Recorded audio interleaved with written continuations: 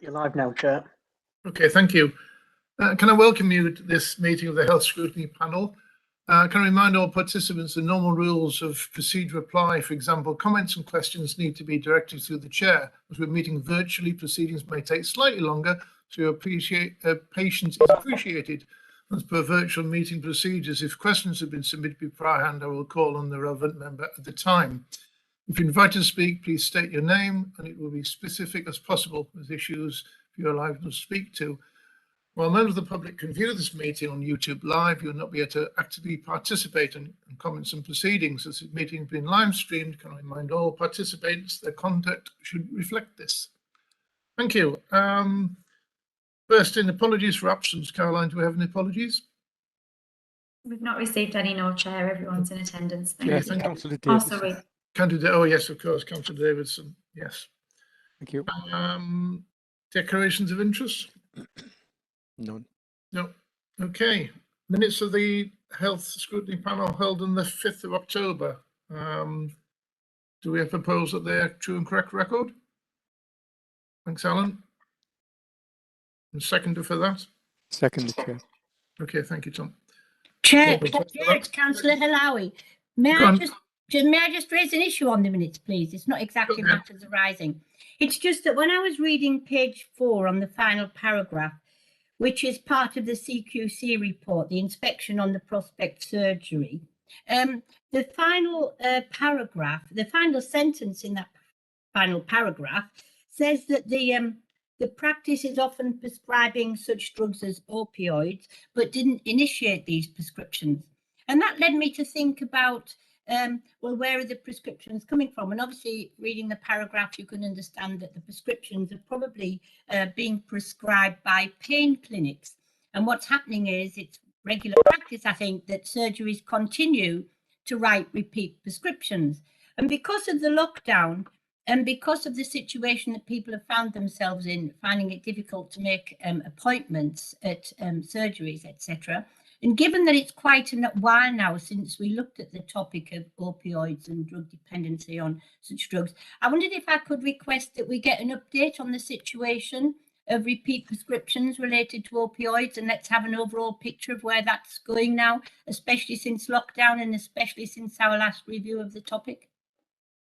Yes, that's fine. Funny enough, Caroline, that we did have a chat about that earlier on. And yeah, I talked to Caroline about it earlier as well, and we think that that it probably is timely now that we get some update on the on that issue. Yeah, that's fine. I know some are getting pharmacists in to actually do the reviews and things. But yes, that's right. Yes. No problem. So can we look into that, please? Thanks. Yeah. We certainly can. Yes. Is everybody else happy with that? Apart from that, take that's a true and correct record. Right. Item number 4, which is the health inadequacies of the Tees Valley. We were going to chair the Tees Valley Local Enterprise Partnership to be with us. Unfortunately, she cannot make it on this occasion, so we're hoping she'll be able to attend at our next meeting. So I apologise for that. So we have item 5, which is Richard Horniman and Louise Antill to present presentation about the Council's Director of Regeneration to provide an update. So over to you, Richard. Thank you, Chair. Caroline, have you got the presentation to put on? I've got it if not.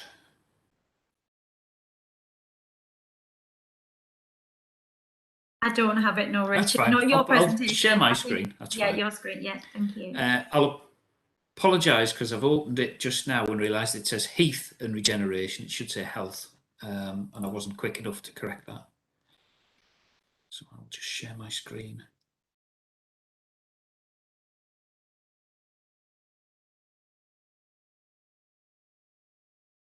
Has that come on yet? Yeah, that's fine, Richard. Thank you. Get it on the full view.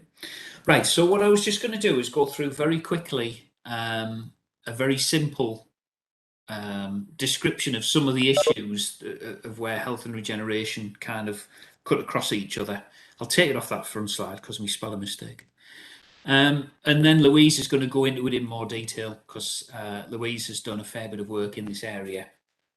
obviously sitting across public health and the regeneration team. So firstly, it was just to talk about there's a very clear link between health and regeneration. The obvious one, people in work tend to be healthier. A lot of the stuff that we do as a service can contribute to people's physical health, also people's mental health. And again, it doesn't necessarily follow that if you're in work, you're healthy, but there is a general trend in that direction. Equally, the stuff we do around providing nice environments, whether it be the town centre or new housing estates or whatever else, all of that can promote well-being if it's designed in. And I think that placemaking stuff's become more important in the last few years and will continue to get more important, because I think that the obvious link between health and regeneration is just that bit more visible when you're doing something new.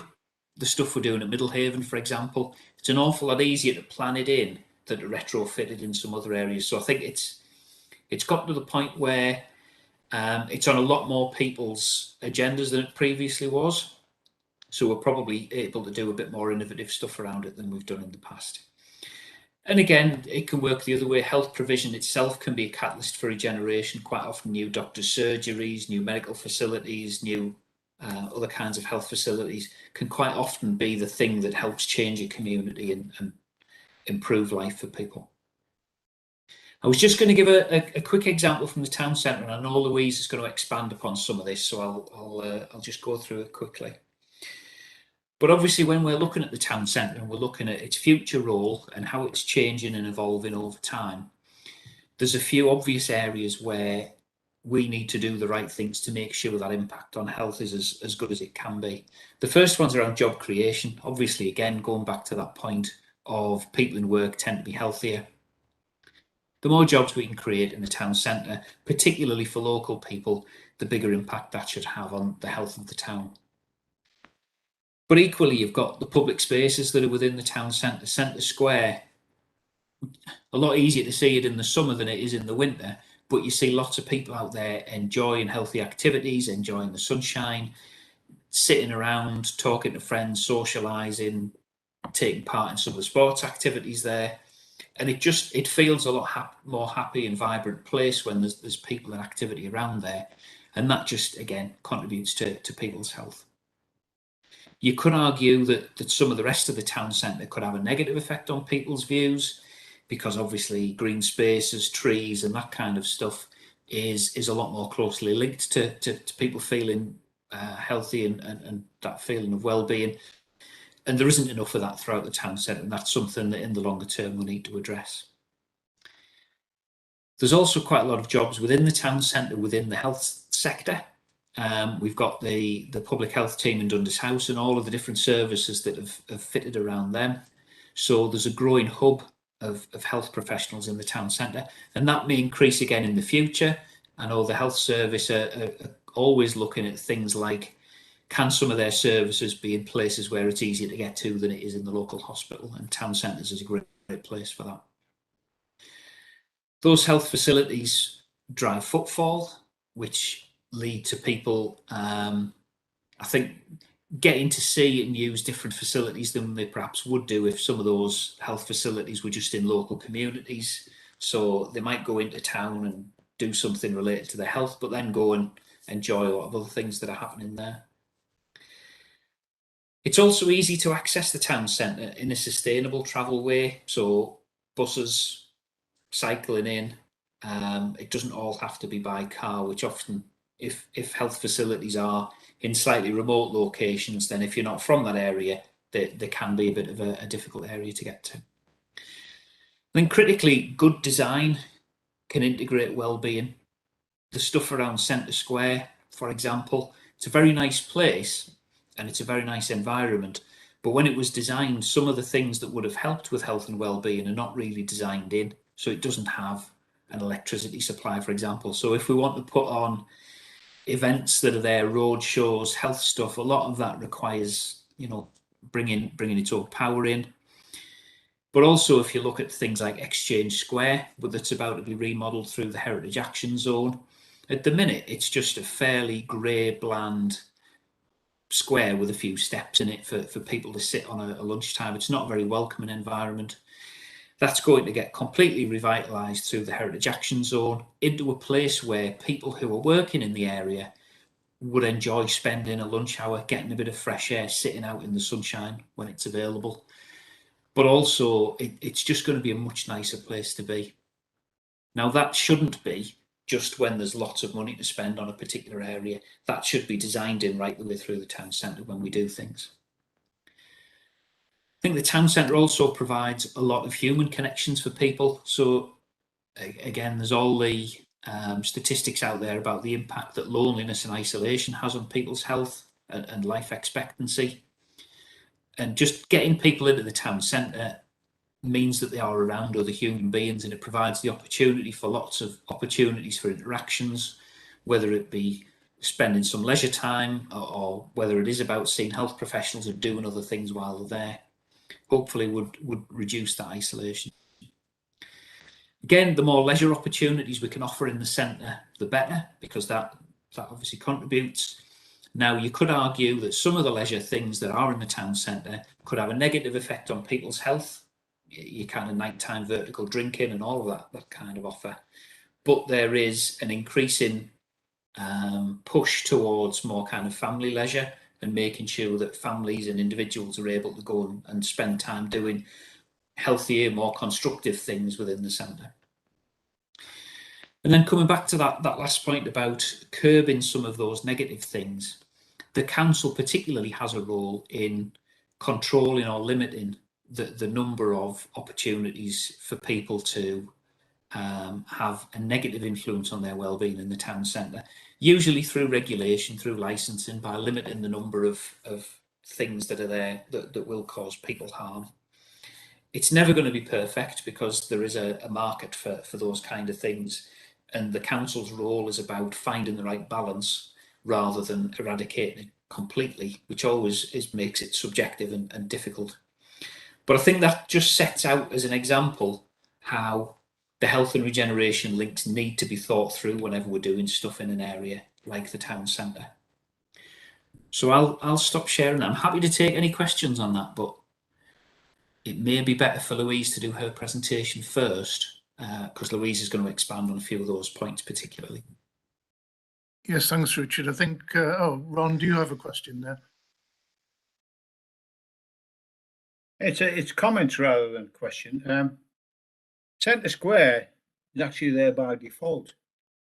It was originally all the houses were knocked down to build offices for a government office that was supposed to be coming here. So that's probably part of the reason why you say it wasn't initially designed as an open space. It was just there by default, which is great actually. It's turned out to be an asset, but that's probably the reason why there's no electric supply put in, because it wasn't planned from the beginning to be an open space.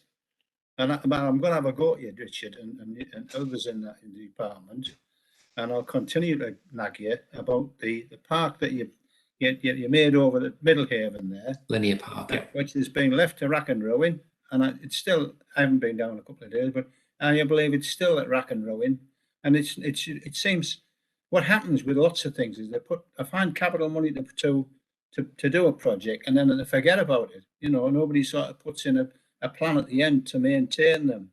So that's me nag about that. But apart from that, yeah, I agree that it's nice to have open spaces. And at one time, when estates were planned, you know, just after the war, whatever, that's what happened. There was huge green spaces and such as that.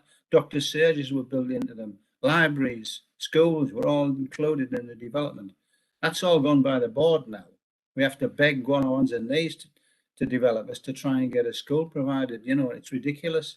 They develop things now with no actual, you know, amenities built in it. Nothing. It's just about cramming as many houses on the site as it possibly can.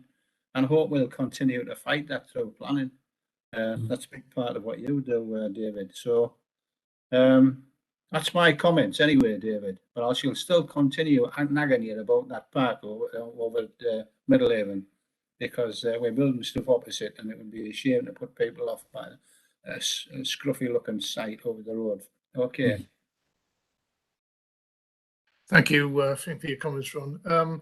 Yeah, I would say also that I certainly remember the park that used to be in West Centre Square. It was Victoria Park, was it? It used to be in front of the library, and that was well used at the time. So there always was some leisure centre and things there, but that's fine. Anyway, it's over to you, Louise, to give your presentation. Thank you. Thank you. I'll just share my screen.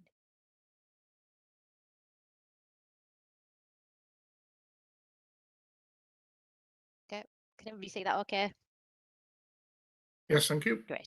Okay, we'll do a little bit about my role to start with. I started with the council, I think it was 2003 with single programme, and I've worked on Neighbourhood Renewal Fund and Working Neighbourhoods Fund. And then when the Primary Care Trust moved into the authority, I sort of programme managed the transition. And then for the last few years, I've sort of managed the finances for public health. And then in the last 18 months, Regen needed some support with putting in the Towns Fund and Future High Street Fund bids. So I was seconded back to Regeneration because I had the experience of bid writing and things like that and programme management. So I'm now supporting Regen again, but I've still got a hand in public health. So I've worked in both areas, and I sort of understand sort of the issues that both teams sort of face, and maybe how we could work together better and sort of link the two teams together. So as Richard mentioned, sort of we all know that population health is key to our economy and minimising the cost of healthcare, really. So how towns and buildings are planned, designed, built, operated and experienced can have a significant contribution to population health. As you'll all know, we'll be lucky enough to get both the Towns Fund and the Future High Street Fund. So we've got like about £37 million to spend on improving the town centre in particular with the Future High Street Fund. But there's maybe also the funding coming from like the Levelling Up Fund and the Shared Prosperity Fund. So now's the time really to try and think, well, how can we better work together to design and think of public health and well-being within the sort of design, and to really maximise the benefit of these funds that we've got, not just sort of build buildings, because as Ron said, it's no good having the capital if you haven't got the plans in place to sustain it in the long term. So as part of the Towns Fund, we were allocated a delivery partner, and that they're Arabs. And what they've done loads and loads of different work, and they've done quite a lot of research, and they've come up with this total towns framework. And a healthy community is one of their key things that needs to be considered in terms of developing a healthy town. So they've got on this slide here, what does good look like? So it's about providing opportunities to participate. It's empowering the local population, having capacity to help those most in need, and people need to also feel safe and secure in their environment that they live in. So some ideas for sort of working on that would be having health and well-being as an objective in every investment that we put forward, joint working and stronger links amongst key stakeholders, good and inclusive access to green space, cycleways, walking routes, that sort of thing, and having events that promote social inclusion. So working with our events team as well. So there's like lots of different components within Regeneration and public health where we could work together to better utilise the resource that we've got. So to date, sort of work in progress would be things to do with the Future High Street Fund, the Towns Fund, were future-proofing venues. So obviously the impact of the pandemic is, how can businesses operate if anything like that happens again? We need more space, outdoor space. How can people carry on working and operating? If it all happens again.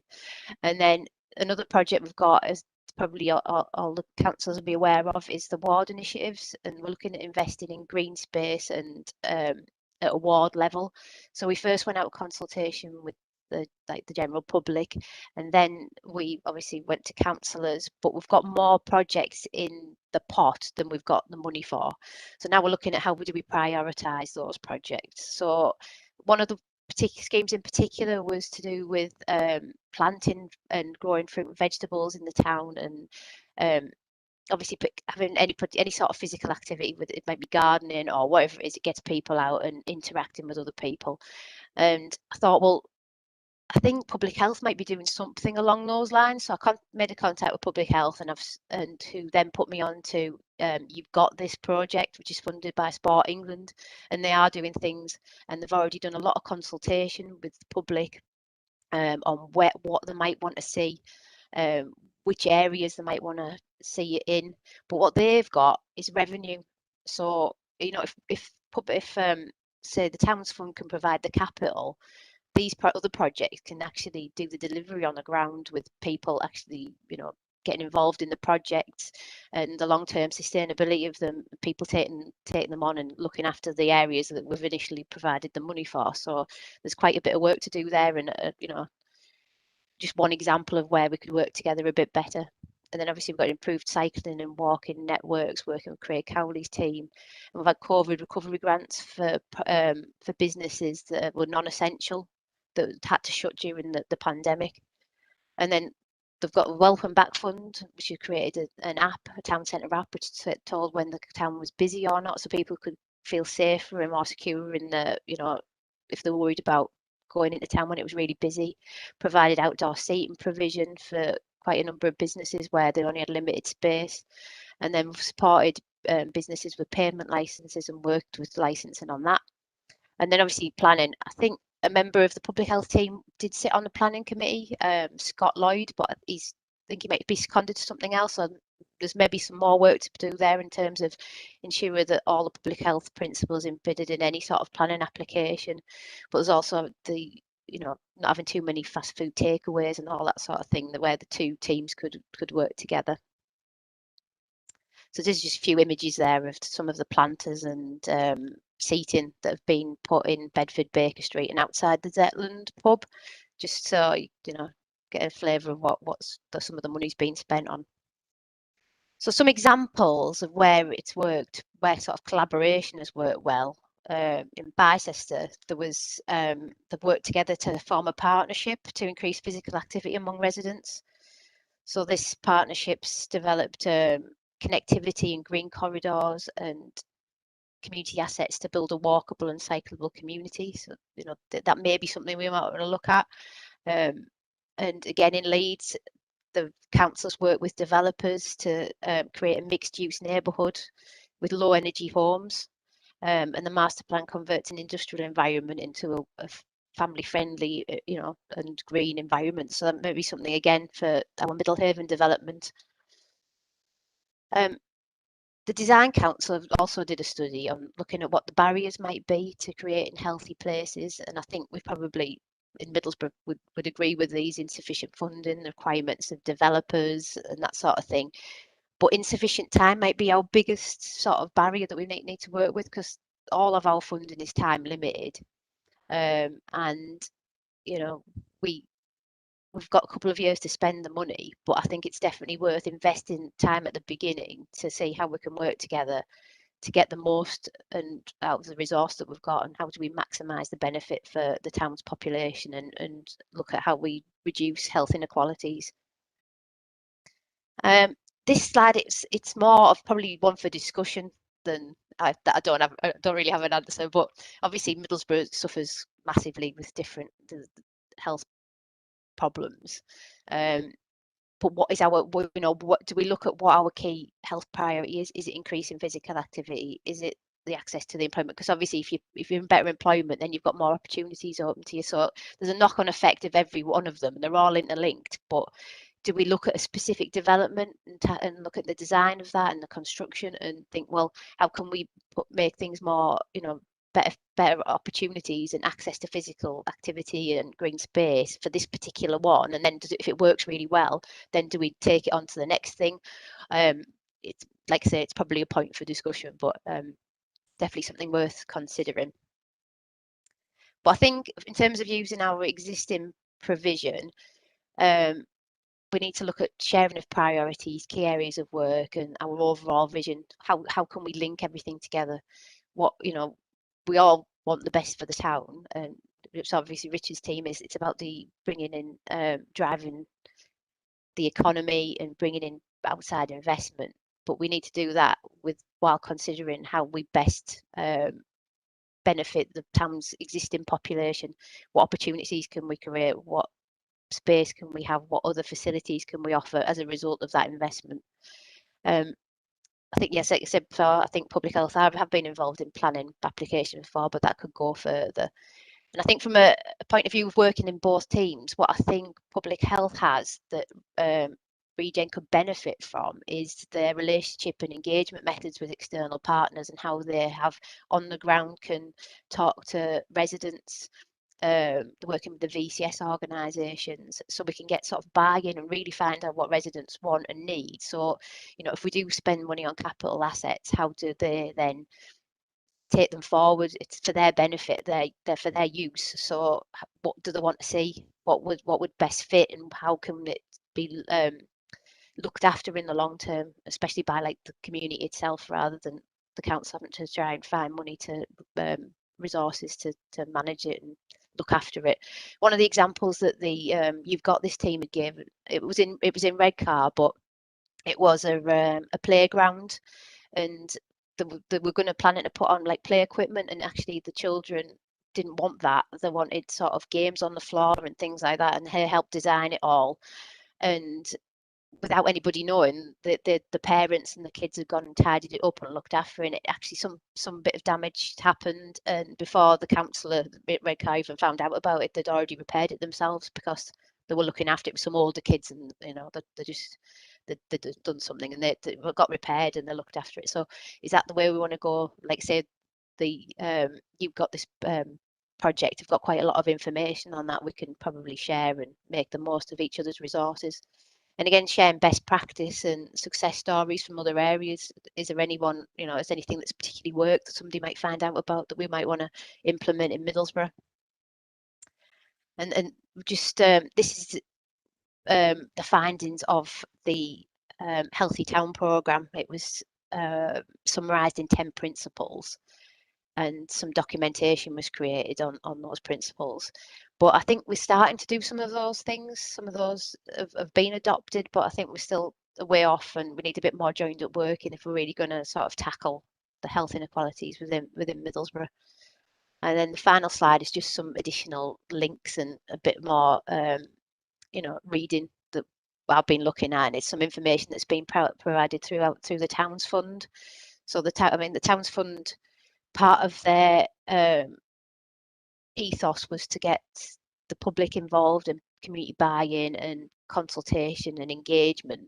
But say I think we could really lean on public health in order to help with that particular area of work. That's it. I'll stop sharing.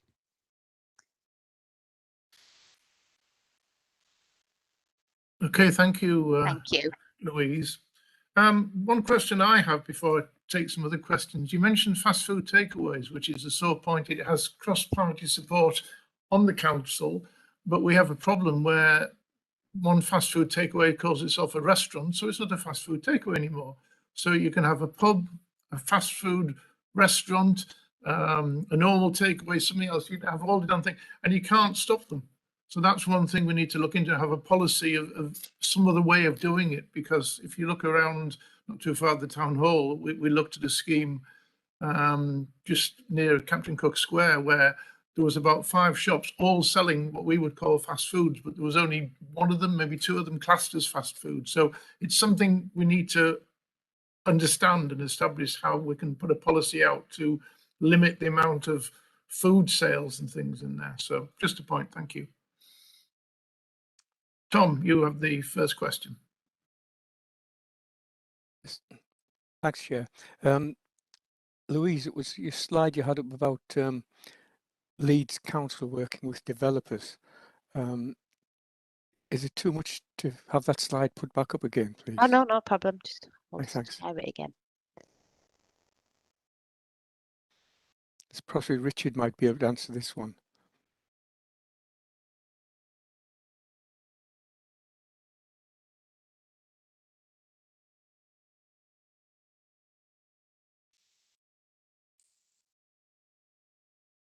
There you go. That's the one. Thank okay? you. Yeah. Yes.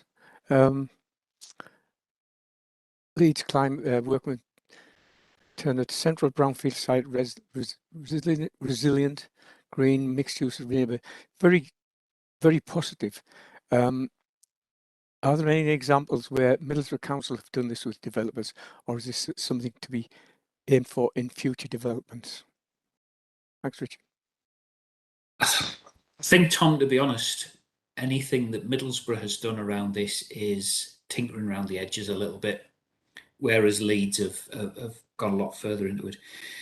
And I'm going to give the excuse first, and then what we can potentially do about it. If development is marginal or not even commercially viable, which in Middlesbrough largely it isn't, pushing things like the green agenda, the carbon neutral, all of that kind of stuff is really difficult, because it's a developer putting their standard product on a site is generally difficult to get it to stack up anyway. So I would see the opportunity for Middlesbrough around this kind of stuff to be not necessarily the first phase of what we're doing at Middlehaven, but future phases of that. Because as you start to establish a place and we can start to push the values up a bit, there's more scope to do this.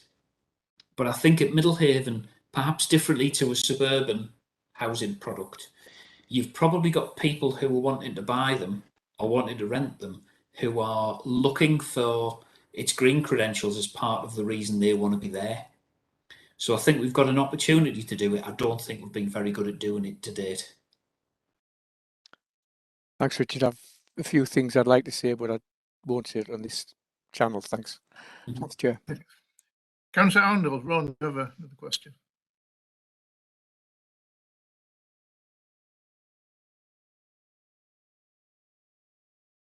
Is that me, Dave? Did you say there? That's it, yes. Yeah, okay.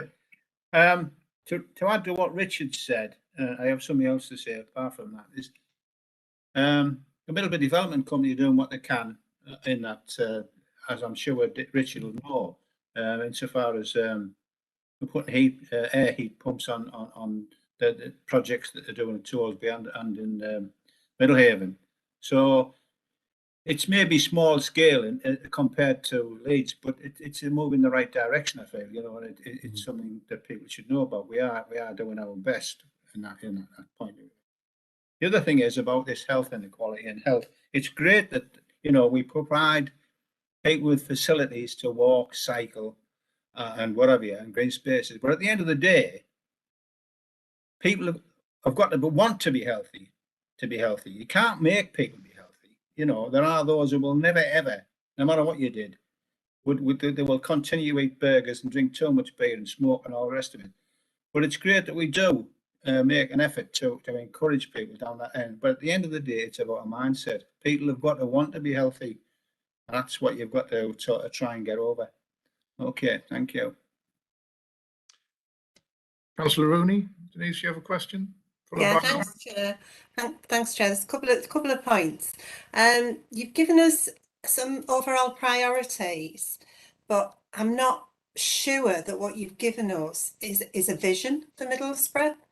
That's one point. My second point is all of the information you've given us so far talks about developments within the town centre. And again, you know, how is that going to benefit somebody who lives in East Middlesbrough? What's in it for them? You know, how do they buy into this? We still don't have an up-to-date local plan, which is an issue. And I did have another one. You talked about master plans. I suppose that fits into the local plan as well. And then how are we going to measure all of this? You know, what will success look like? How and what's the timescale for getting there? Have we started with the idea of success, or have we been driven by the funding available? Thank you. They were all really hard questions, so I'm quite happy for Louise to take them, but I'll have a go if not.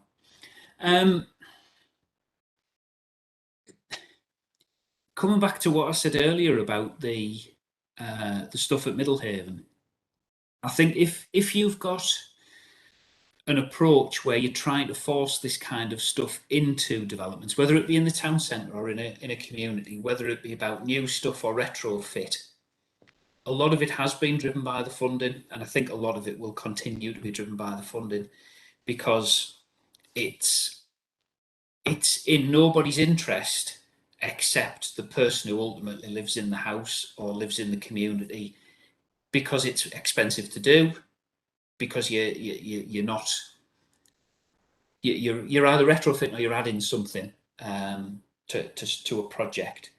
So it is difficult. Quite often that money is required to fill that gap, and some of the things that have been done around improving the quality of houses in Middlesbrough and all that kind of stuff has been really good, but has required external funding to be put in, all the stuff around new boilers and all that kind of stuff.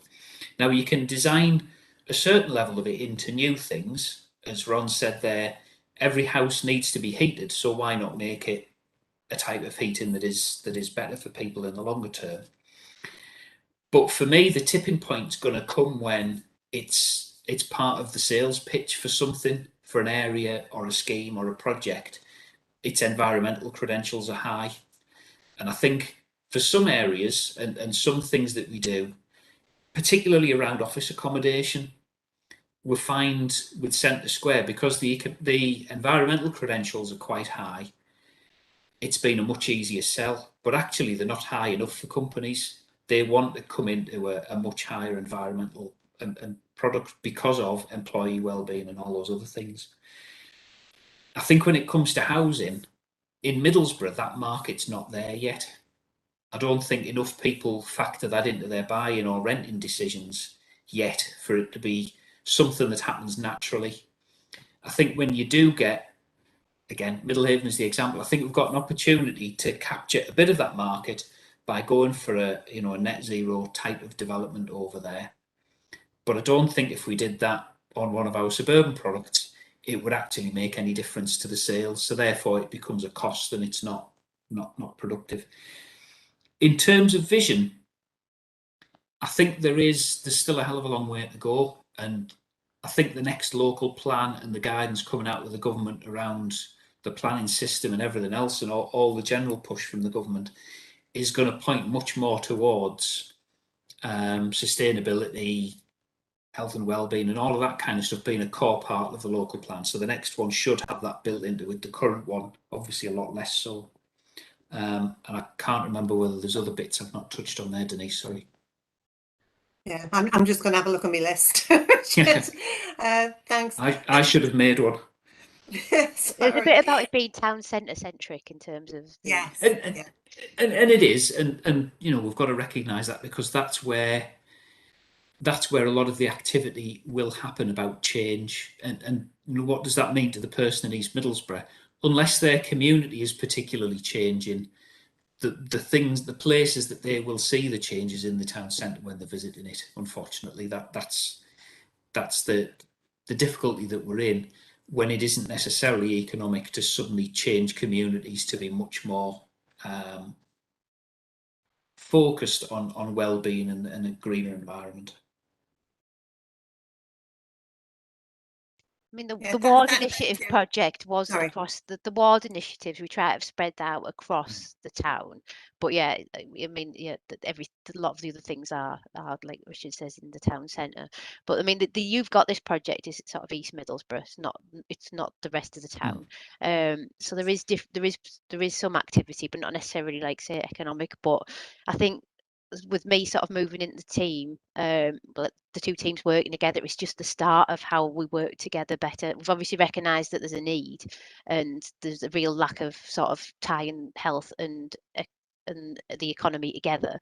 So we're just at the starting point of working out how we're going to do it, and also sort of we're starting to recognise where we can work together. So we've got a better idea of what the vision might look like. But yeah, there's still like lots of work to do on that. Thank you. Can I just make two more comments, Chair? Okay. It's talking about the town centre, and it sounds to me that what you're talking about is an organic growth. So are we going to see GP practices, local shops,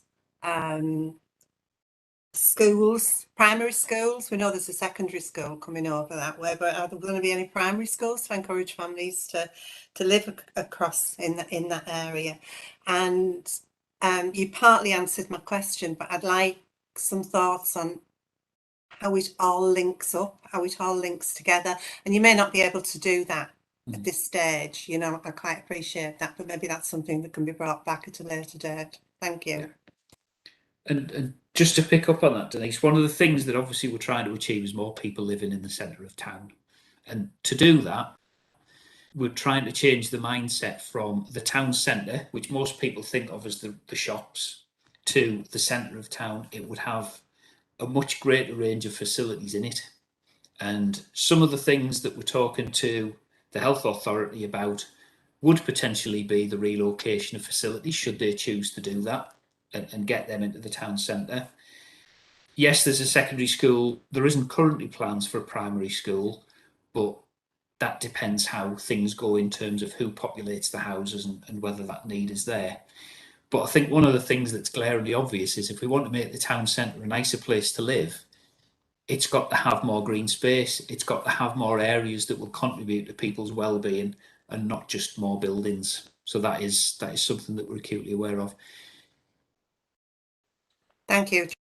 Thank you. Just before I bring Councillor Halawi in, just to echo what Councillor Rooney just said, I think a lot of the developers, not only in the town centre but outside the town centre, if you look around at Hemlington, how the bigger open spaces that had, and Cobra Deaths maybe slightly smaller, some of the new developments now have very small amounts of open spaces and no shops and communities. So if you're going to build a community, I remember when Hemlington was actually first developed, there wasn't any shops there. There was open space, there was no shops and things.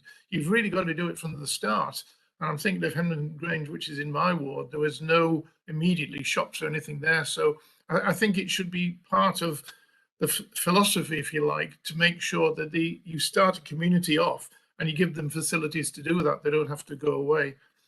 Councillor Holloway and then Councillor Story. Thank you, Chair. Picking up on a few points and then a few notes I've made. One is about a quick question, maybe. With this £37 million of investment that's there now, and potentially, as you said, Richard, that there might be even more coming on board, could we have a detailed step-by-step analysis of how this spending is used, how this amount of money is spent, so that we can see the developments in different stages, in the small steps, so that we can better understand how the plan works out and what the thinking behind it is and how it moves forward as it progresses? The simple answer to that would be yes.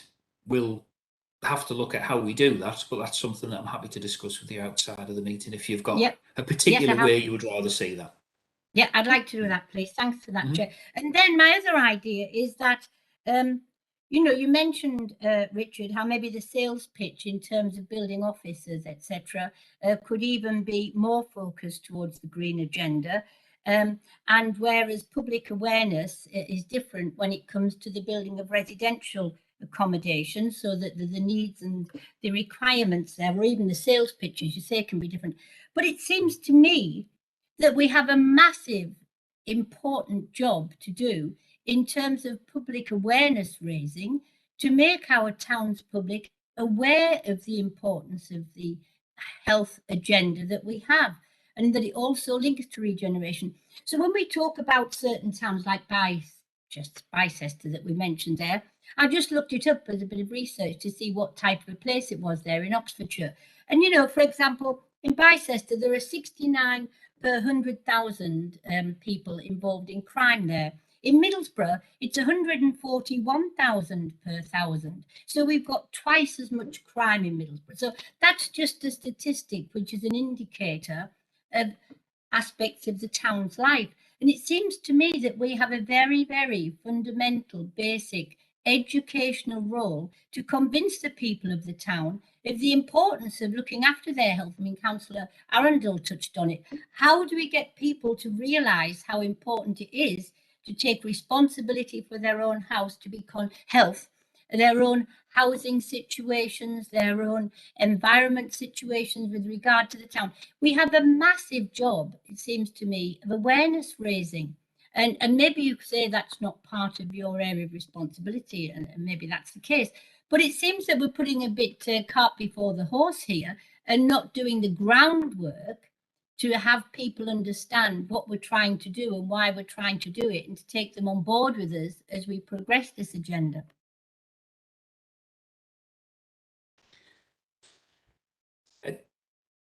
I think what I would reflect on is I've spent part of last week down in the south of the country in Cambridge, where you only need to look around and you see far more people cycling, far more people doing things that you would associate with kind of enjoying the outdoors a bit more, even in this weather. And it's very easy to say, the further north you get, the harder that challenge becomes, because you don't see as much of that as you move north. Middlesbrough has got the same challenges as lots of other places around it. The one thing I 100% agree with you on is that there is an education job to do, and it's part of all of our responsibilities, because I think whether it be around the longer term, it links through into kind of the health and well-being of children growing up in Middlesbrough, and obviously all the adults and everything else. The council would be needing to do a lot less if people were making those healthy choices, those safe choices, and sensible choices at every turn. We're a long way from that, unfortunately, but I do think it's part of everybody's role. Could I just say, Chair, I don't think it's to do with north and south, the cycling issue, really, Richard, as much as poverty and deprivation in more affluent towns. That's the bottom line. You've got plenty of cycling in York, cycling in Durham, cycling in other towns which are not deprived like Middlesbrough. It's not whether it's north or south. It's to do with economic infrastructure and circumstances and public education and awareness and promotion of strategies such as cycling and healthy living.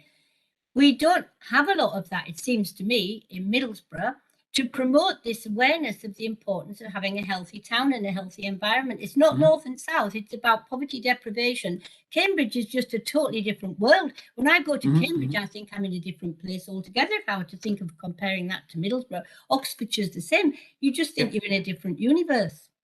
It is, and it's one of those things where you notice the stark difference in terms of number of people cycling and all that type of stuff. Absolutely, it is poverty related. I'm not suggesting it's not.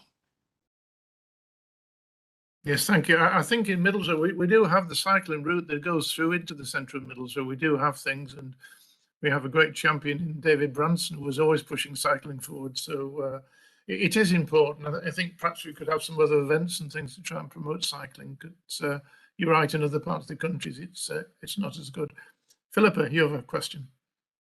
I was actually touching on what Elmer's just said about poverty, and the fact that on all the slides we've seen, poverty hasn't been mentioned as one of the things that we really need to look at, because if we don't deal with the levels of poverty in the town, it doesn't matter what you put in, people aren't going to be able to use it because they can't afford to use it and they can't afford to access what's there. So what are we doing in terms of making housing, for instance? We've got some absolutely appalling housing stock in Middlesbrough. What are we doing to improve that? Are we going to use the council-owned vehicle to build our own greenhouses in Middlesbrough? Isn't that what we should be doing, so we don't have to wrangle with developers about what we want to build and what they can afford to build? Shouldn't we just be building what we actually need for our residents ourselves, since we can? Just picking up on that specific example, I think we'd love to. The problem is that will take a significant amount of money more than we would ever get back. So it would have to be a decision that the council takes to, I don't want to say write off, because obviously you are getting a benefit for it. But from a commercial perspective, it's very difficult to get, as we've said, a commercial house builder to do it. But those commercial realities are still there for the development company, Middlesbrough Development Company. So if we were to do it, it's got to be because the council have chosen to spend a significant amount of money that it would never recover. So I don't think anybody's ruling that out. It's just that the same financial realities exist, whether it's us doing it or whether it's a private organisation doing it. It has to be a proactive council decision to spend that extra money going for those higher environmental standards. And on the developments that MDC has done so far, as has been said by Ron, they've pushed the boundaries a little bit on some of it, but I don't want to say the appetite's not there, but I don't think the discussion's been had to say, right, we're prepared to put in an X% on top of that budget to push those higher environmental standards. Chair, can I just come back for just on that? Yes, go and on. just say that I agree with what you're saying, but until we actually get the housing stock we have up to a decent standard, why are we even looking at building new housing stock that people can't afford to move into or might not want to move into? We really need to deal with the poverty that we currently have in the town and the state that people are living in first in order to deal with our health crisis. And I suppose I would come back and say that those two things are not an either or. There is demand for new housing, so we build the new housing, but that doesn't mean that the people who are living in poor quality housing don't still have those issues that need to be resolved. And it's something that, again, takes a huge amount of money to try and address. And we have to be driven by the funding on those things. So when there are initiatives that the government puts out, there's some at the moment around the kind of energy efficiency of homes, then we do participate fully in those and we try and do everything we can. What there isn't is the resources to do much more than that. So I don't want to be negative about it at all because I think it's really important. I just don't think the resources are around at the moment But to we affect can the kind afford of to do new change. stuff we can afford to do new stuff in the town centre, but not deal with the issues that we currently have with our current housing stock. That money's not given to us for that purpose. It's given to us to create the change in the town centre. What about, can I mention that, Richard? 13 Group are doing some development, I think, in parts of the town as well. I know we looked at it a few years ago, and I certainly wasn't against the idea of the development group producing some, but I think 13 Group are going to do that because they have access to funds that we don't currently have access to. So I think it's very important to do that. And Philip is quite right. We do need to improve our housing stock, which is some of them are appalling. And the town won't improve until we do that. But certainly at the moment, 13 Group has the money and we should take advantage of that until we find a way of doing it ourselves. Councillor Arundel, I think you had your hand up. And then Councillor Rooney. Yeah, I think you'll find it's a fact that the propensity of smoking is more prevalent in deprived areas than non-deprived areas. So it can't be about money because smoking's an expensive thing to do. It's about a choice. And as I said earlier, it's about mindset. You can only be healthy if you want to be healthy. If you just want to ignore the fact that you eat all the wrong food, drink too much and smoke, well, that's the result. So it's not about money. I understand that people who are living in sort of deprived wards might feel a bit more depressed, but that doesn't give an excuse to smoke or drink too much, to be quite honest. It's a choice. It's not about money. Thank you. Councillor Rooney. Thanks, Chair. Right at the beginning of your presentation, Richard, I think you said something around if we get the health benefits right, then there's less of a draw on public services. So it might not be monetary in the terms that Councillor Starry was talking about, but the benefits in the longer term are that we will have more resources to provide services in a slightly different way. So I don't think we should lose sight of that. And I would like to know if any authorities are actually stipulating with any or a proportion of new house building that they fit a certain criteria, i.e. they've got to be energy efficient. We're looking at, huge changes in gas and electric prices at the moment. There's the whole environmental debate to be brought into this, and what can we do? And that means taking it back to the local plan and getting that local plan sorted, because to my recollection, that group hasn't met for nearly 12 months because I'm on that group. And I'd like to see, that resurrected and start looking at what we can do. And I think, and I apologise if you have actually answered this, I think I said, what are the measurements? What will we see as a result of this? this spend, other than some nice properties in the town centre? How will it affect people's health? How, and one of the earlier points was around jobs and people in work. Have we got a target attached to that? We know the Tees Valley has, and that's kind of arbitrary at times, but you know, have we attached anything like that to this funding, so that we can start to see some tangible measurements, as well as some of the, you know, the less tangible ones where people's health improves? Thank you. Louise can correct me on this, but I think it's fair to say that the outcomes or the outputs attached to this funding are they're focused on short term, they're focused on the physical change, and the health benefits are things that would accrue in the longer term that we're obviously interested in, but haven't had to set targets for to get the money. So yeah, that's right, Richard. I was going to say that the targets are that there is people into employment is a particular measure that we were measured against for each one of the schemes within both of the programs. So there is targets, and I can provide them after the meeting if you like. So it's a number of like land remediated, green space improved. There is measurements for those, but like you say, in the longer term, the things that start impacting on health, but it would be further down the line that aren't necessarily. Although they are measured for the entirety of the program, which goes on beyond the 2 years that we've put it for. So I think it's maybe 5 years in terms of how we've profiled our outputs, but I can definitely provide those. Yeah. Thank you. Thanks, Louise. Okay, thank you. Any other questions for that? Don't see any hands raised. No, thank you. Thank you for that presentation, Louise and Richard. I think it is important that we look at the whole of the town, right across it, for not only green spaces, but also amenities, facilities and things to encourage people. Because you mentioned earlier on, and I mentioned earlier on, about the fast food. Well, if you have about 6 fast food chains, and I don't care whether they call them restaurants, fast food chains or pubs or whatever, they still sell the same sort of thing. And if we encourage people not to spend their life in that sort of area, then I think that would be a win-win for the town. And it's certainly outside the areas that there are other fast food chains and things. You see queues for them a mile long. You know, they should be eating more healthily. And the plans that was mentioned earlier on about having people growing their own vegetables, etc., in plots and things like that. This is where the line we should be going down with, rather than encourage that. But there you go, just my thoughts. If there's nothing else, so thank you for coming along. You can stay. You're quite at liberty to stay if you want to, or go. But thank you for turning up. Thank you. Thank you, Chair. Thank you. Thanks for the responses. Thank you.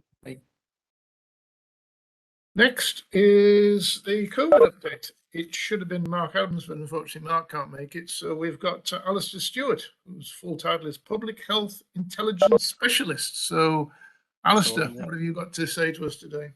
Yes, I'll just share my screen.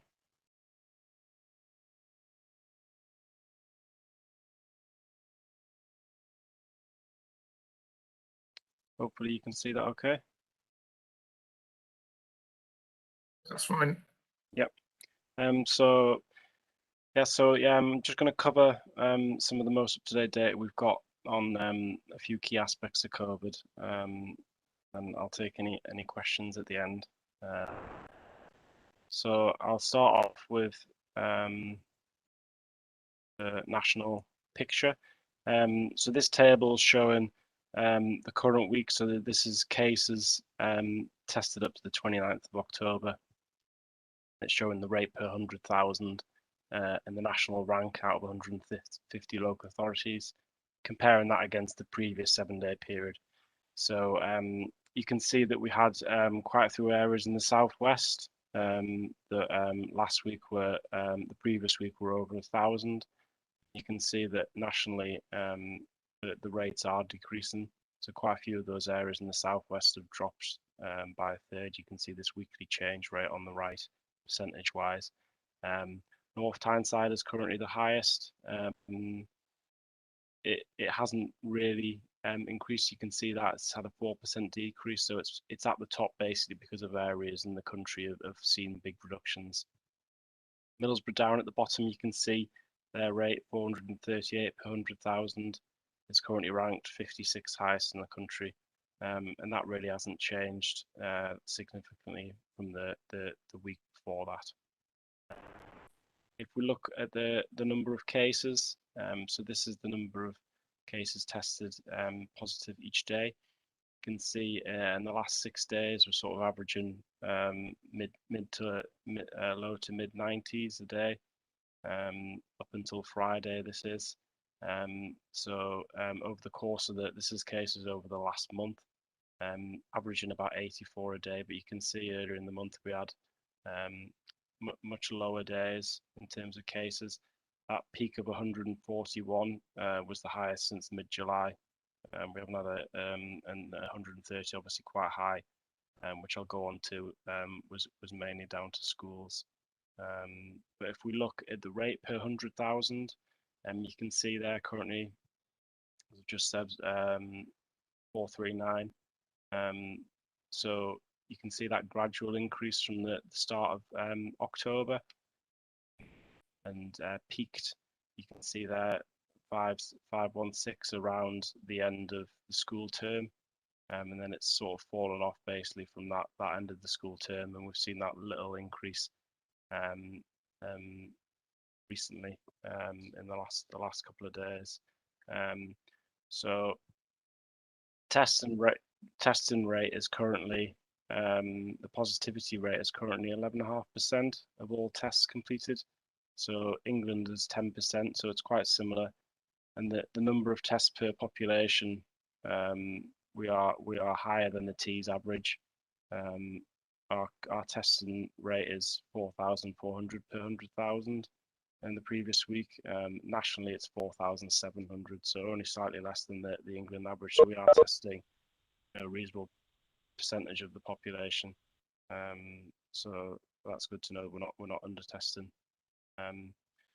This graph is showing the rate of cases per age group. So the blue is 0 to 19, the grey is 40 to 59-year-olds, the red is 20 to 39s, and the yellow is 60 plus. See the numbers there at the rate per 100,000.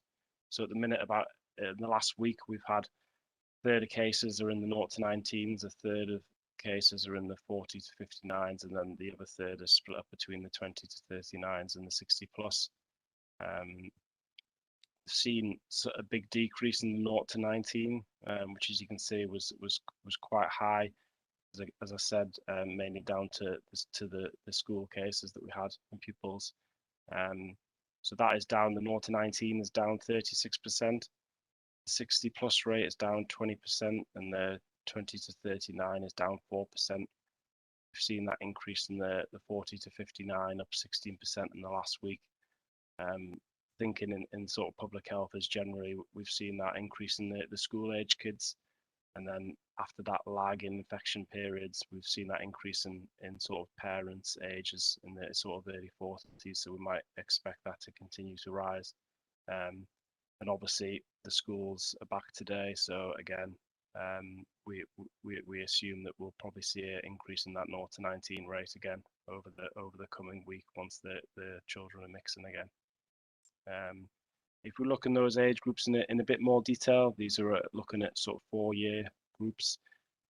This is looking at the rate within those groups, and it's looking at 3-week periods. So the blue is the most current week, the orange is the week before that, and the grey is the week before that.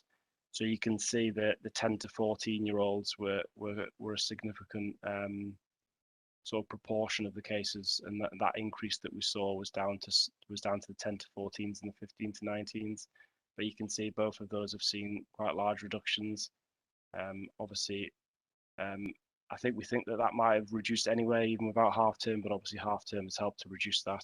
But you can see some of the age groups in the 40s have seen that blue bars increase week on week, really. So that's the sort of area of concern at the minute around those in their 40s. In terms of school cases, we We have the schools report the cases that they are aware of to us. You can see I've put some of the primary schools and the secondary schools and specialist schools and the number of cases we've had against pupils and staff there. Sort of particular concern Macmillan and some of the other secondary schools. Those figures were a lot higher the week before that, so this is cases in the last 2 weeks up to the 29th. What we find though is that although it's down to schools to send in these details, and we know that not all cases are being sent to us, unfortunately the public health data that I receive on a daily basis doesn't actually say what school they attend, so we are reliant on this knowing.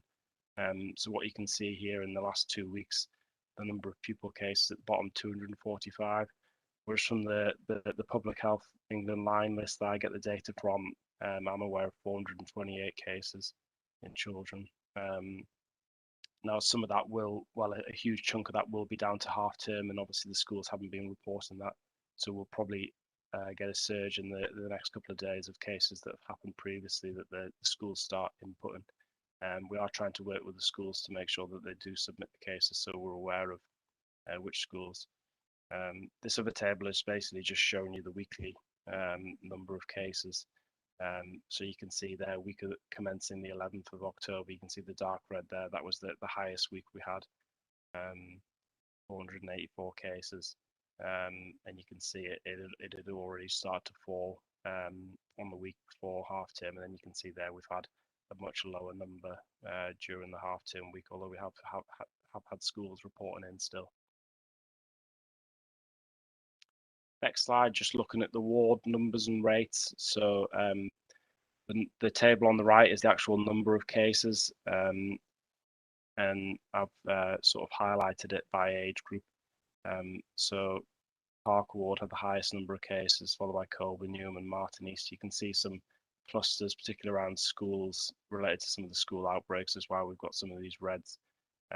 If you look at it as a rate per population, obviously that changes things quite a lot. So you can see on the table on the left, the population by ward and the number of cases. So currently Stainton and Thornton is the highest, followed by Trimdon and Martin East.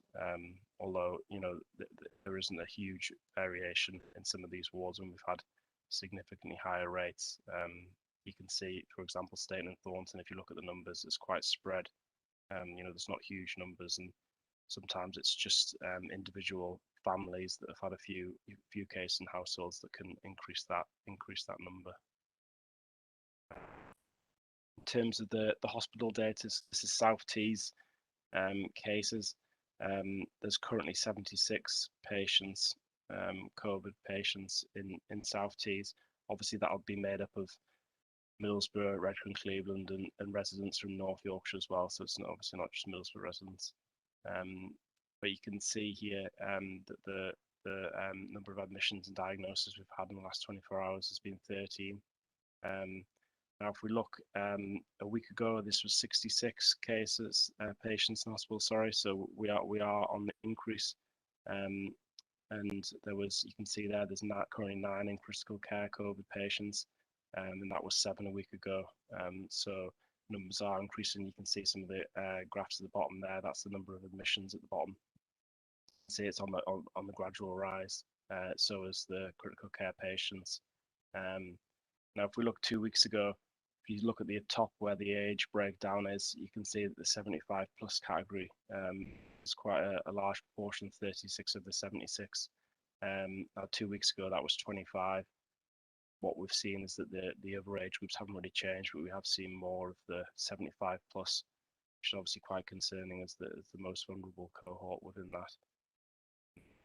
And looking at the data, because other critical care, non-COVID critical care beds are being filled and have increased recently, they're now at maximum capacity.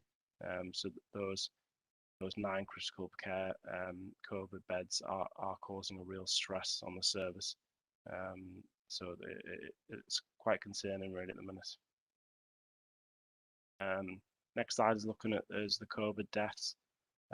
Data is up to the 15th of October. There's 2 COVID deaths in the previous week. A total of 432 COVID deaths since the start of the pandemic. this chart is showing you the diamond is the average weekly deaths between 2015 and 2019.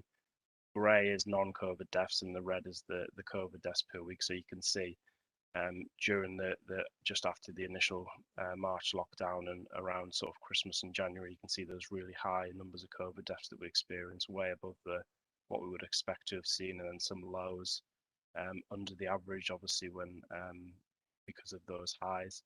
And at the minute, you can see per week we're sort of experiencing a sort of maybe between 2 and 5 deaths week. So numbers are lower. In terms of that 432 as a rate, that works out at 306 per 100,000. So that is higher than the Northeast average of 287 and the England average of 251. So have experienced a higher rate of deaths as a proportion of the population than other areas in the country.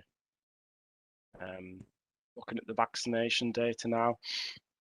So this is looking at the vaccination data for 12, so those over 12 years. You can see that on the starting at the left, the dose 1, dose 2, this is the top 20 local authorities in the country, and where Middlesbrough sits in the England average. So currently the Middlesbrough figure for dose 1 is 72.6%, and for dose 2 is 65.4%. And Middlesbrough is currently ranked 105th out of 150 local authorities for the vaccination. You can see on the right, looking at the Northeast data, Middlesbrough towards the bottom there. Actually, Middlesbrough's slight has the rate has gotten slightly worse. The rank was about 101st, and Newcastle is sort of closing that gap. So most of these ranks haven't changed a huge deal in terms of where we sit, but unfortunately Middlesbrough's rate is towards the bottom in terms of the Northeast average. This might be quite a busy slide, apologies, but this is basically showing the vaccination uptakes by age group. So if we look at the table on the right, you can see the numbers of unvaccinated across all age groups. So you can see there's a total of 37,675 unvaccinated in Middlesbrough. You know, a chunk of those are down to the 12 to 15 and the 16 to 17-year-olds who obviously haven't had a huge amount of time to get their vaccine yet. I'll talk a bit more about 12 to 15. Obviously, that's sort of a bit more of a focus, but there's currently been 817 who have had dose 1. Obviously, they are only getting dose 1. Some of those dose 2s are down to those who are clinically vulnerable, who are able to get a second dose. There's currently around 10% for 12 to 15. But you can see there's still a large proportion of the population of Middlesbrough who are unvaccinated.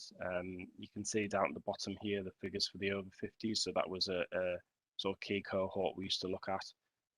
There's currently 4,324 over 50s who are unvaccinated. That figure is reducing quite slowly. What we'll find now is that you can see the percentage of the each age group on the left in the chart who are vaccinated. Apart from these lower age groups, which are still moving, most of these are moving very slowly at the minute. So, for example, in the last month, for dose 1s for over 50, we've had 67.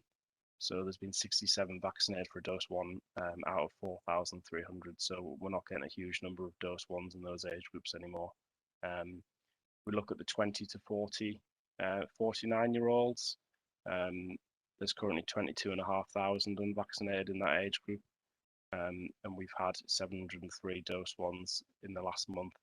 So they are still getting vaccinated, but it's still quite a small proportion of those who are unvaccinated. So, you know, we're probably unlikely to see some of these percentages get up to the 90s like they are in the older age groups.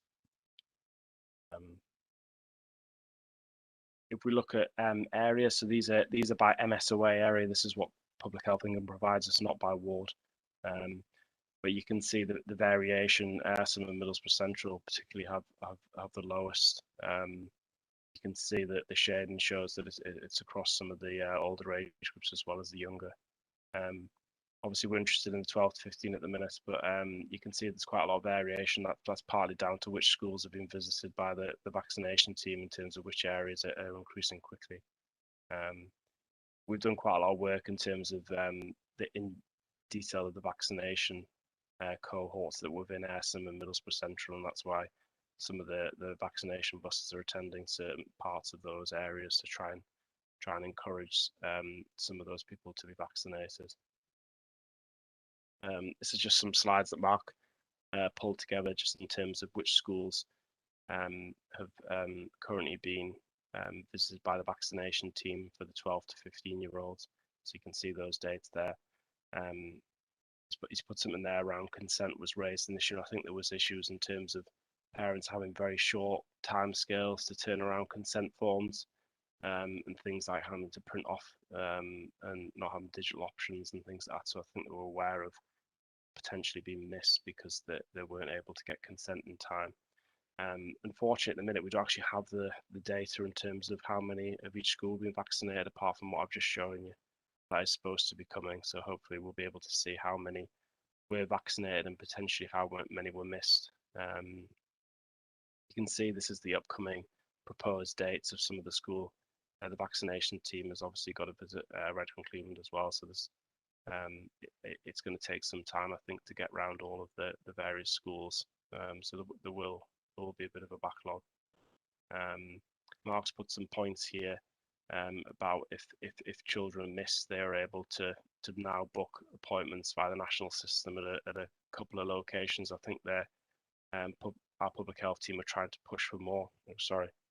Trying to push for more locations so that 12 to 15-year-olds can visit those if they've missed the school appointment for whatever reason.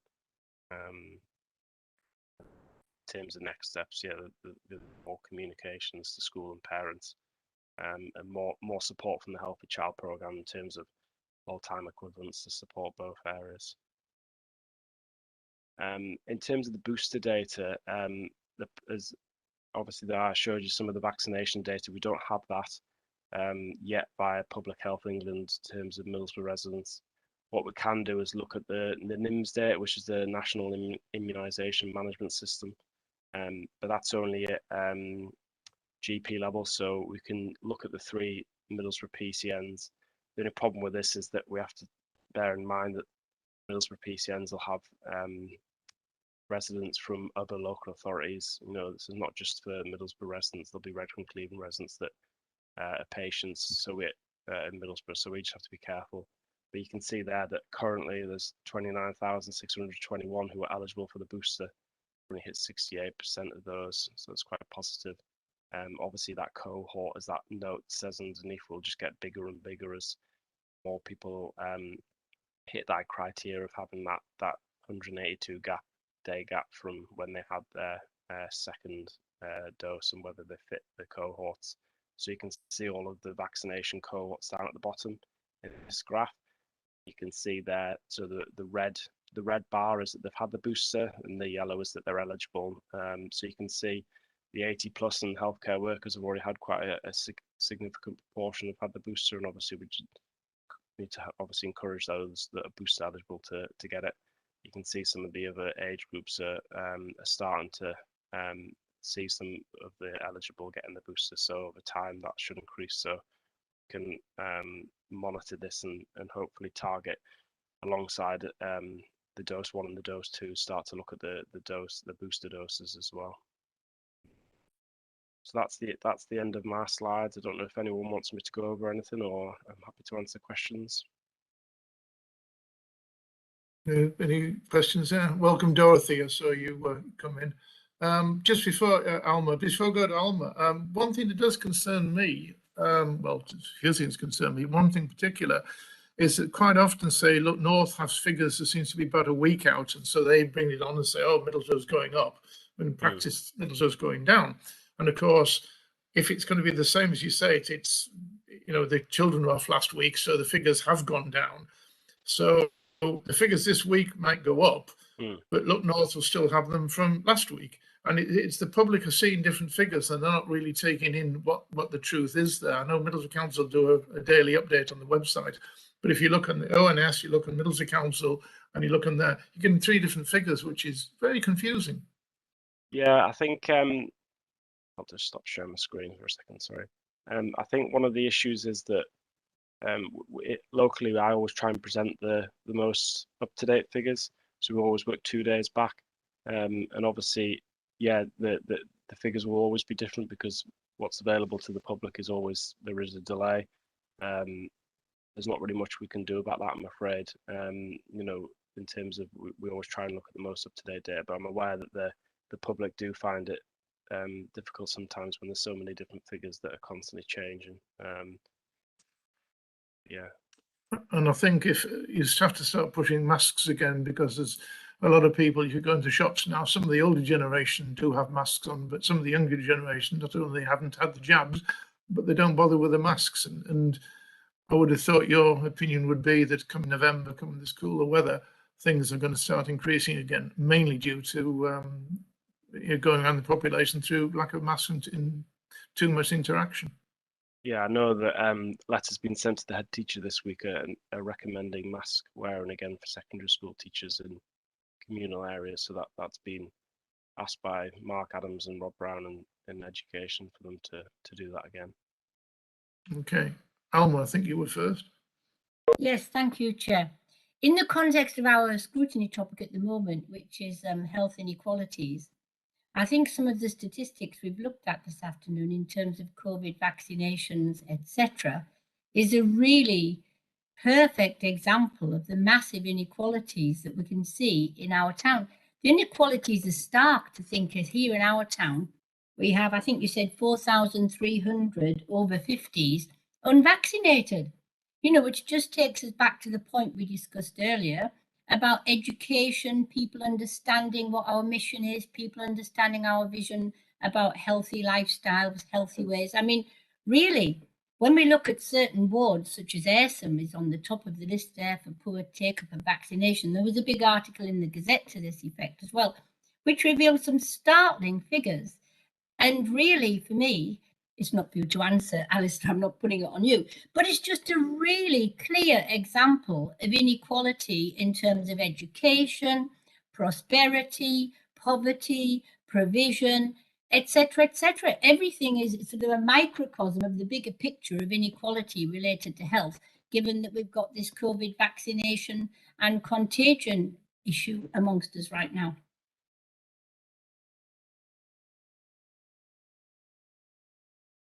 Yes, Councillor Rooney. Thanks, Chair. Couple of things. Recently, we saw the huge take-up of vaccinations at the bus when it was at Newport. It was staggering, and we need to learn why people came along to that. One of the comments that we did get was that people in the town centre can't get to the riverside easily. I mean, you know, unless they're able to walk, it's not an easy place to get to. So there's that. I'd like to see that happening more and more. The other thing is around the boosters and 65s pluses. As somebody who falls into that bracket, I'm trying to get a booster, but I'm having to wait 6 months and 1 week, and I'm on about 2 weeks off that.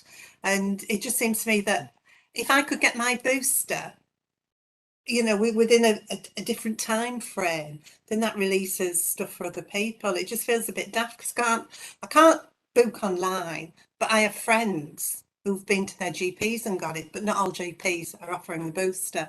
So I'm having to wait. Just those points, really. Thank you.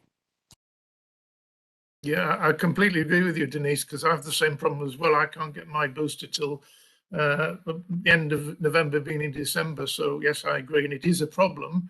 And I know there's talk of bringing it down to 5 months. One of the problems you're going to get is you're going to get Christmas in the way. So people in the 60 group who weren't done till June, if you're not careful, Christmas is going to get in the way. Then it's going to be into January, and you're going to backlog. So you're absolutely correct there. Councillor Bell.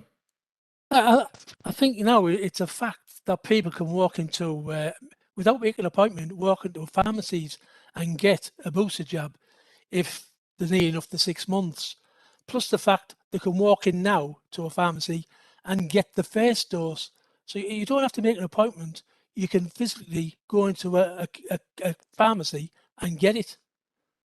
And that's generally everywhere where you look now on Facebook, everywhere you can go into a pharmacy and get your booster jab if you're eligible. If you're down about 6 months, give or take, April, you're entitled to go without an appointment. I think the problem is getting that over to people. Sorry, yes, go ahead, Denise. Yeah. I think the key was there, if you're eligible, the checking, if you've done the 6 months. And if you're not eligible, you're not getting it, no matter how easy it is. Yeah, I think it's getting over to people and things like that. Dorothy, you have a question.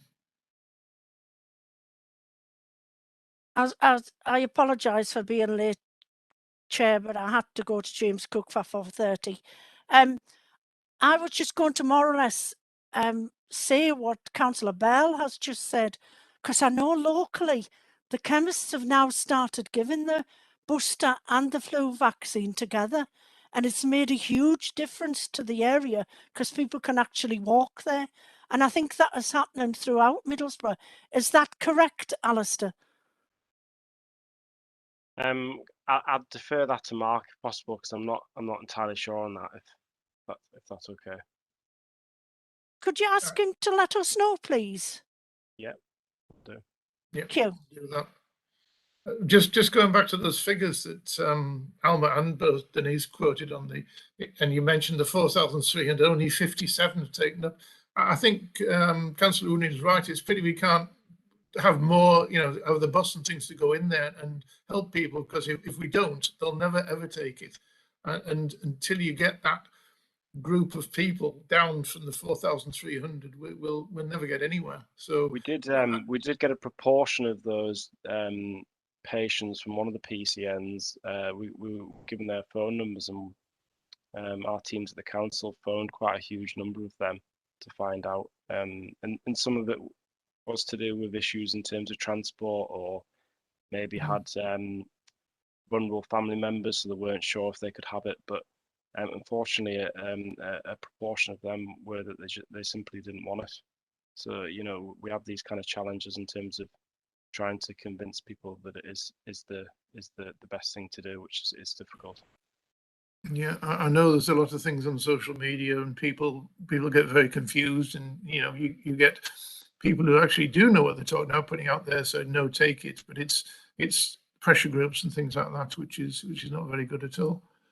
Anybody else any questions for Alistair or comments on it? Don't see any. Thank you very much for that, Alistair. If you will pass our comments on to Mark, and any other information you can give us, but it's something in Middlesbrough, as you can see, we are creeping up that list at all, and vaccination is the key to getting out of this as well, because I suspect we'll have not a good winter. We won't have it hopefully as bad as last winter, but it's going to be a seasonal thing, like with the flu jab. Get your booster jab. I think that's going to go into the foreseeable future. Oh, Alma, you have a question. Yeah, it's just a thought, Chair, in terms of looking forward over the next few weeks, and the fact that the temperatures will drop and the virus will be able to spread more easily. It was interesting, was it not, Alistair, to see on your graphs that the rate was definitely getting substantially higher quite quickly. Fortunately, I think I can say, we had half term, which allowed the rates to drop significantly during that week. So I suppose our worry is going to be, isn't it, looking forwards over the next few weeks, we hope we don't get that sharp increase in rates that we saw just before half term, getting to an even more significant and dangerous peak, because we're not going to have any more breaks between now and Christmas to be able to deal with the figures and allow them to drop down. So that's a real worry to me. Yeah, it is my fear as well, because I think, although if you look at the figures for this time last year, it was obviously higher because we didn't have the vaccination program. Now we do have the vaccination. Yes, they're like that, but we keep talking about the 4,300 people plus the young people, etc., etc. So you're right, as the bad weather sets in, I think we're going to have a problem in here and in other areas. So we just have to try and educate people, saying, please wear face masks, social distancing, and please, if you can take advantage of it, have a vaccination.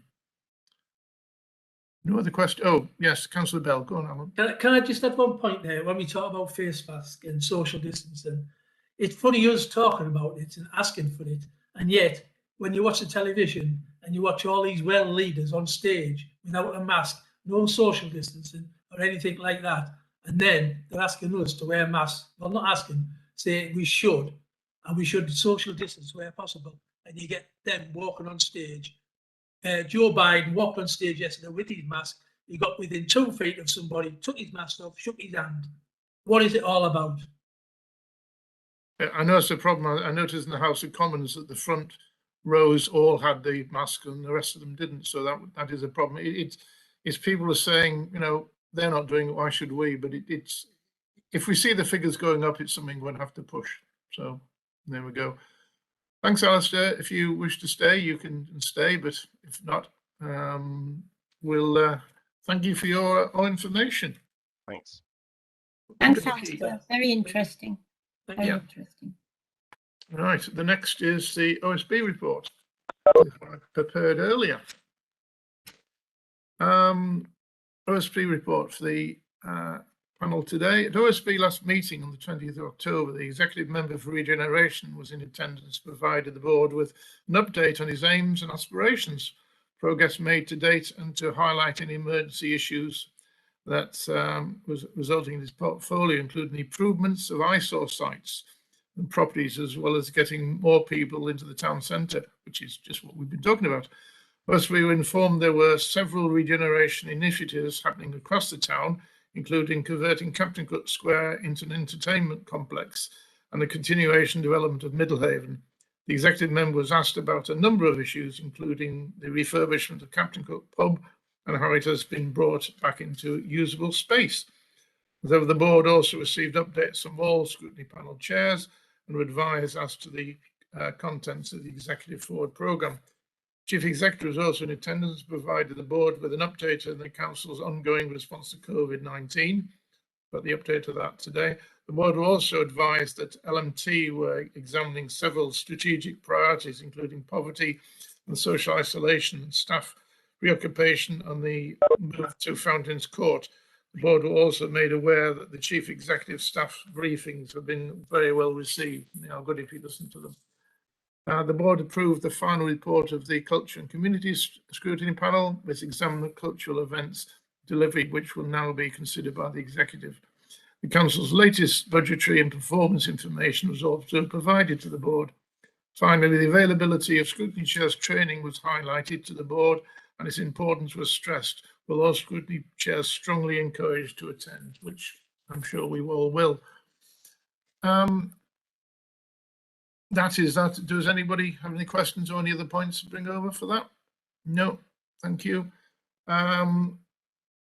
The other things, the next meeting, which hopefully will get the lady who wasn't able to be with us today, but there's another possibility it could be a Monday, because I think she struggles with Tuesdays, which you remember was why we changed to today. So we'll let you know. Caroline or Scott will send the information out.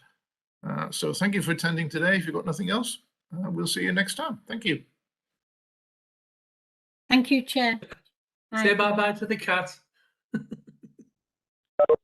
Bye-bye.